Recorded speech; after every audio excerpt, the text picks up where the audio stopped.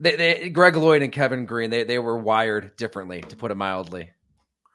Uh, because I was a rookie, because I was trying to establish myself and gain the respect of those guys.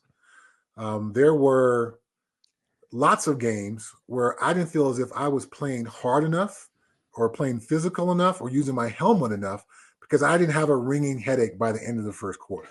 That was kind of my standard that now I'm playing hard enough and I'm playing to the level that these guys expect me to play. And if I can play like this, I'll earn their respect. And lucky enough for me, but also unlucky enough for my brain, I had coaching similar to that all throughout my football playing career.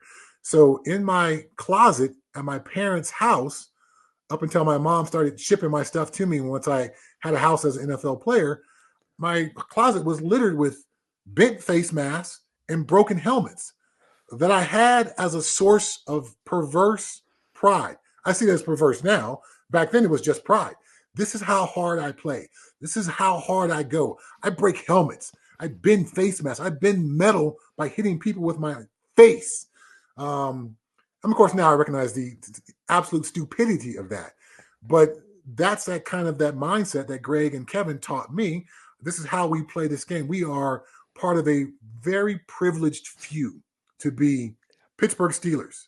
And even beyond that, we are Pittsburgh Steelers linebackers.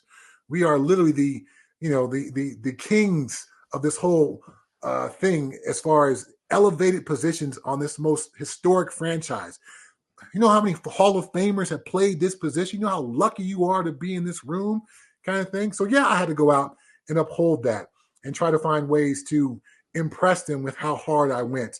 And all right, way to go, Rook. I mean, that was fuel to my fire. Yeah. God, those defenses were nasty. I mean, I can think of Greg Lloyd taking out Favre in a preseason In a game, just lighting preseason his game, ass up, right? Like, I'm sure Greg Brett Lloyd remembers that one. saying publicly in press conferences, I'm going to knock Dan Marino out of the game. And then what does he do? He goes out and knocks Dan Marino out of the game.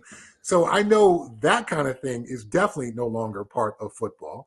But I mean, Yeah. I'm still a relatively young person, and this was a part of my playing experience. So the game has come a long way since then. And again, I think in another 20 years, we'll look back and look at today's game and go, oh my gosh, how far have we come from some of the violence of 2023 to looking at in 2024? I'm sorry, 2043.